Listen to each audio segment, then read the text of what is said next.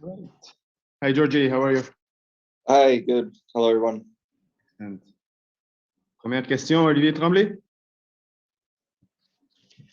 Hey, Djordje, thanks for taking the time. In his post-game comments, Jim Curtin, seemed to indicate that he thought his team's decision-making was really poor during the game at the weekend. How much do you think that was actually you guys' own doing, and how can you replicate something like that against Toronto FC? Yeah, I think that's the fair statement. They scored their goal off of the only shot they had on target.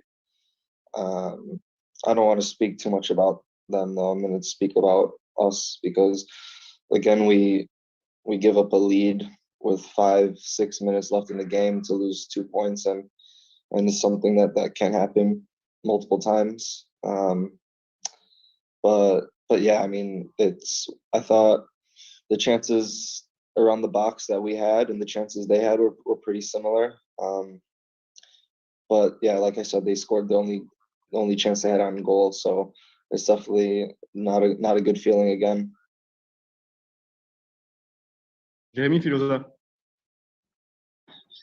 Hey, Djordje. Yeah, you just talked about, blowing those late leads, and I know that's got to be frustrating for you guys. But at the same time, with the situation the way it is right now, with all the guys out, the bench is a young bench, and a lot of guys are still learning. And do you feel like that may contribute a little bit to the fact that it's harder to put games away late because you do have guys coming off that, they're going to need some time to have that calm and that experience to be able to close those games off? Thanks. Yeah, it's these types of situations build experience for players. I mean, we're a fairly young team, and with a few injuries and our more experienced guys. But in these situations, it comes down to our mentality more than anything, and when we're physically maybe fatigued in the end, and technically and tactically it doesn't matter. So it only comes down to your mentality to close games out and to secure the 3 points, especially against a team like Philly where I read that a lot of people thought we weren't going to win that game or not even tie. So people were already writing us off that we were going to lose that game, and to be in that position to have the 3 points with 6 minutes left like that is something that we have to, in the future, we have to cherish very hard. And when it comes down to when we're 5 games out from playoffs and every point counts, these are the games that, and when we're in these situations, that we have to really focus on it and closing the games out. Bev Lévesque. Hi, Djordje. I know that you guys are disappointed. I totally understand that. But knowing the circumstances with, as Jeremy mentioned, injuries, Rudy was suspended. You were at the 3rd game in a week, 2 on the road. You guys were unbeaten during that 3-game streak on the week. So is it still satisfying somehow to at least pick up points and not be beaten despite the fact that you guys are missing key players? Yeah, of course. I mean, like I said, Philly is a very good team. They won the Supporter Shield last year. They're a very good team, and to go and always to go to Philly, and no matter what team, when you go on the road in MLS, it's very difficult to come away with points. So it is still good to leave with 1 point. Like you said, to go the week without losing, it's very good for us, for our momentum as a team. But also on the other hand, it's again, we blew a lead with the last couple minutes in the game, and I mean, if this is a repetitive pattern that we have to address sooner rather than later. And again, like I said, I mean, you can look at it both ways. Yes, we got a point against a very strong side, but we got a point because we blew the lead. So this is something that, I mean, we have to address going forward. Jérémy Filosa. Djordje, with all the strikers that are out right now or unavailable for all the reasons we know, has there been a discussion with the head coach in terms of maybe putting you in a position where you're the guy that's relied upon a little bit more to score goals, sort of play you as a 9.5, or maybe just give you that flexibility to go front a little bit more? Because obviously right now there aren't that many options, and as you showed this weekend, you're able to fill that role also. How are you guys, filling that gap there, basically? I mean, we haven't spoken about that. I think for me, we have a style of play.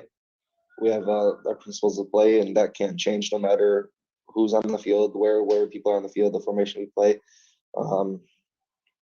I think that's a good point. But I also have a lot of trust in the forwards that we have. Maybe they're not scoring the goals right now, or in that sense, but I still believe in them 100% that they'll get the job done when it matters most. And I mean, it's a good point to, I could try playing 9.5, whatever that is. I don't know what that is. I'm comfortable around the box, and I like to score, and I like to get assists, but no, I haven't spoke to the coach about that. D'autres questions pour Djordje aujourd'hui? Any more questions for Djordje today? Olivier Tremblay. Hey again, Djordje. I'm just curious about your relationship on the field with Mathieu Choinière. Especially, there were a couple of instances early on in the game where you seemed really, really happy that he would make those fours forward and combine with you. Is it like a sort of little project of yours to bring him into the play and help him get more and more comfortable in that position?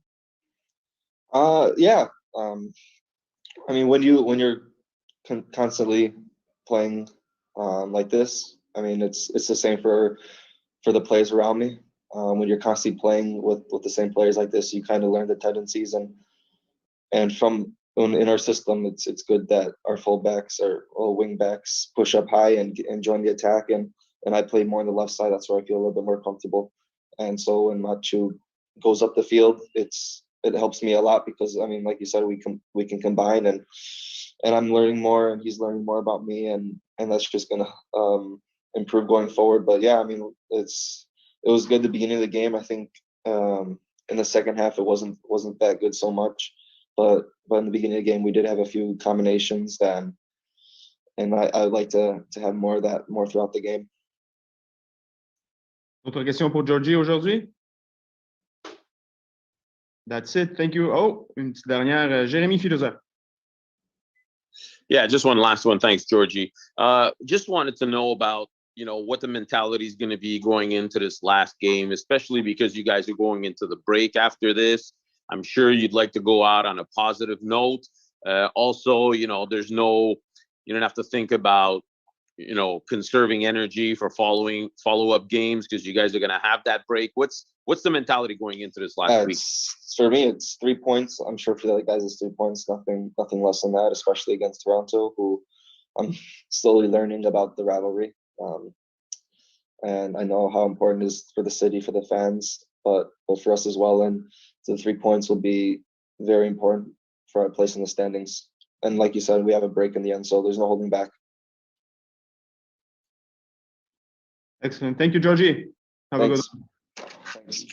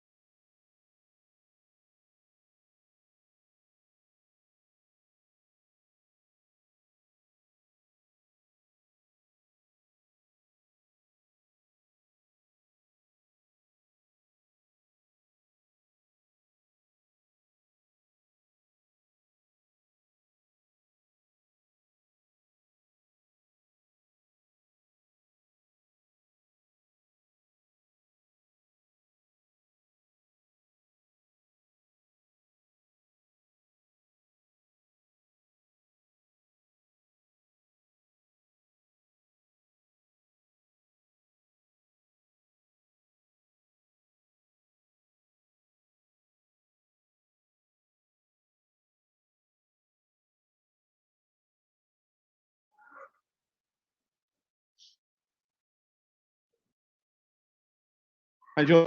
How are you? Good. How are you guys? Excellent. Thank you. Des questions pour Joel Waterman aujourd'hui. Levez la main, s'il vous plaît. Jérémy Filosa. Hey, Joel, thanks for taking the time today. Really appreciate this. Joel, if you can talk a little bit about the last game. Obviously, you guys were without Rudy, but with Sam being given the start there, he was able to give you guys a hand and solidify that middle.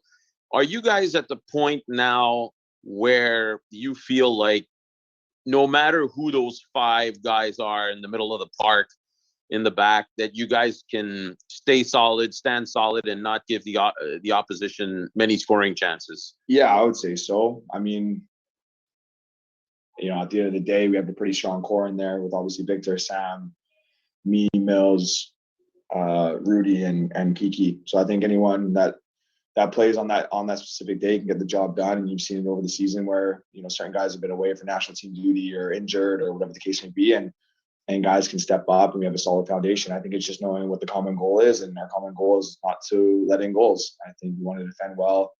We let in a lot of goals last year, especially on set pieces, and this year we wanted to clean up that part of our game, and I think we have to some extent this season. So yeah, I'm happy with the guys. Shout out to Mills, Rudy, Kiki, all those guys playing the center, Sammy, Victor. They've held down the fort thus far, and they're going to keep doing that this season.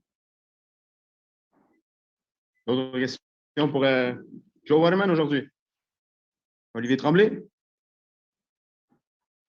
Hey, Joel, thanks for taking the time. Coming off this pretty dominant performance in terms of limiting the number of chances, you're going into a rivalry game where it seems like the away team has had a lot of success over the years.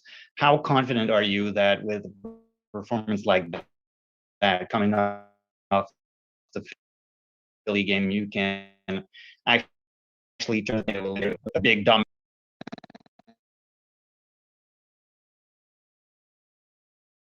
Extra to it, I would say, and just in terms of the rivalry and what the league makes of it, what we make of it, and we know what kind of game it's going to be, and how we're going to perform. And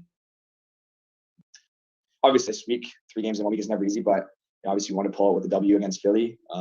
But you know, I think our performances spoke for themselves this week. We're playing well, and we're getting back on the right track, and it's another opportunity for us at home in front of our fans against our rivals to get 3 points. So I know the boys will all be up for it. We'll be excited for it, and we'll prepare this week for it.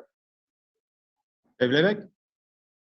Hi, Joel. I want to talk to you about your game on Saturday. You looked especially comfortable, confident. And did you make it a personal mission of yours to be that rock in Santos' shoe? Because you were on his back pretty much the whole game. He looked annoyed as hell at the end of it.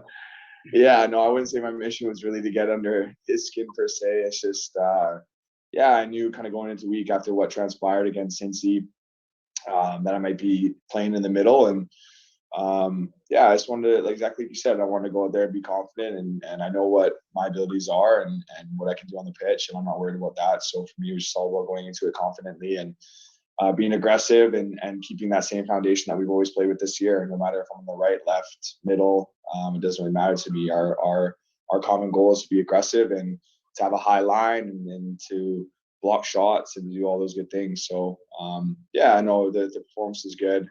Performance of the team was good. Like you said, we limited their chances and they didn't have a lot going for them until you know, the goal. They put in a lot of crosses, but I thought we defended well. And yeah, I'm happy with my performance, and I just want to continue it. Jeremy. Yeah, Joel, I want to ask you a question about Sebastian Breza back there. 4th start now for him. There was a little stretch there in July where you guys gave up a few goals with some confusion in your defensive box, trying to get the ball out and play from the back. It seems as though those little issues have been erased here over the last couple of games. Is that just a coincidence, or is the fact that Breza is now in nets changed something? Thanks. No, I think every game is different. You can never really know when stuff like that's going to happen. Obviously, we took it on ourselves to look back at those goals and to say we need better communication in some parts. But I think it's just all comes down to Brez is a good keeper, James is a good keeper. They have good competition right now. They're pushing each other. And Brez has been super confident coming off his line. So, yeah, I'm very happy for him. He's been playing well. He's obviously a big guy, so it helps a lot, him coming off his line and catching those aerial balls. And so I think it's a really strong point in his game. And same with James as well. And you know, at this point, I'm comfortable with either keeper and net. They've both been playing, you know, amazing, and we'll leave that up to the coaching staff to make those decisions. But no, I think it all comes down to those are just different things that happen in different games that you can't really control or can't really see coming. And but I'm comfortable with both in that. Dave. Hi, Joel. Sort of a follow-up to my previous question. You mentioned that you guys played aggressively against Philadelphia earlier last week. Wilfred did say that he wanted his team to be a little bit meaner. Would you say that you guys are sort of veering towards that now? Yeah, I think after our game against DC, I think it was, we just kind of regrouped and said, okay, what was our goal at the beginning of the season? How do we want to play? And one of his things is we want to be disgusting to play against. And we kind of lost that a bit in those games that we were losing, and we kind of got back to our core and how we want to play, and especially on the defensive side of things. So I think it's just that, remembering our common goal and remembering what we're about, who we're about, the style of football we want to play. And on the defensive side, it's being mean, it's being disgusting, being physical. And that's how you kind of win games in this league, being good in both boxes. And I thought we did a good job of that this week, and being a bit meaner, being a bit tougher to play against. And we're going to continue to do that. D'autres questions pour Joel aujourd'hui? Another question for Joel today. That's it. Thank you for your time, Joel. Have a good one. Thanks, guys.